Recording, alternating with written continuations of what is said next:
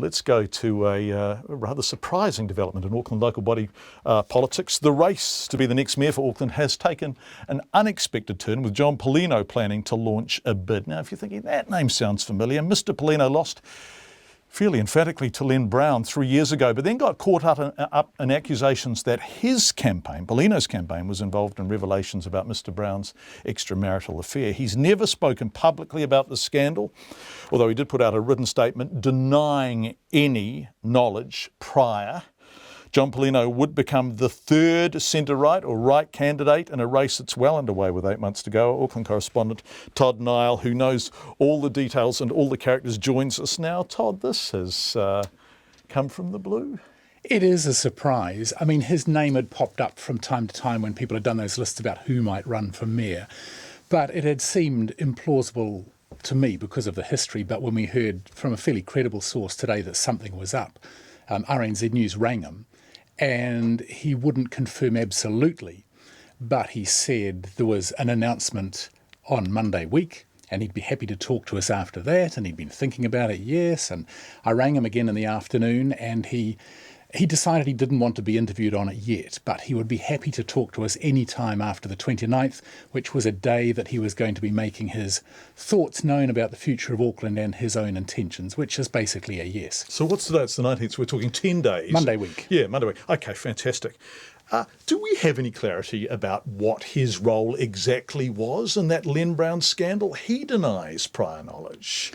Yeah, as you mentioned, that all broke the Tuesday after the election. Len Brown had to admit he'd had this extramarital affair, and then began this really messy period where who knew what, and did it come from the Palino campaign, and John Palino's sidekick Luigi Wiwiji had sort of been involved in it, and John Palino emphatically denied. And there was nothing to point to him specifically. The difficulty was that he didn't front. He went into hiding. He put out one media statement, wouldn't be interviewed, and to this day still hasn't been interviewed. Yeah. The centre-right to the right is looking pretty crowded. And that's even if you exclude Phil Goff unkindly from the centre-right. It is. Certainly some in the Labour Party would say he belongs here.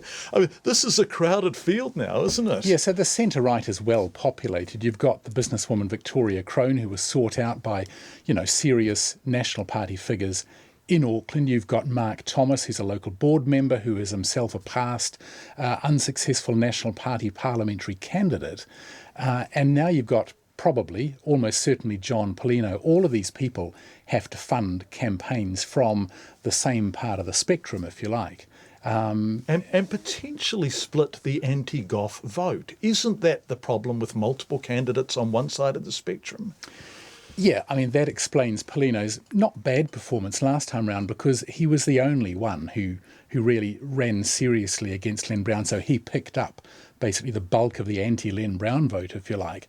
And for every 3 votes that Len Brown got, John Palino got 2, which wasn't bad for the money that he spent, which was mostly his own. Yeah.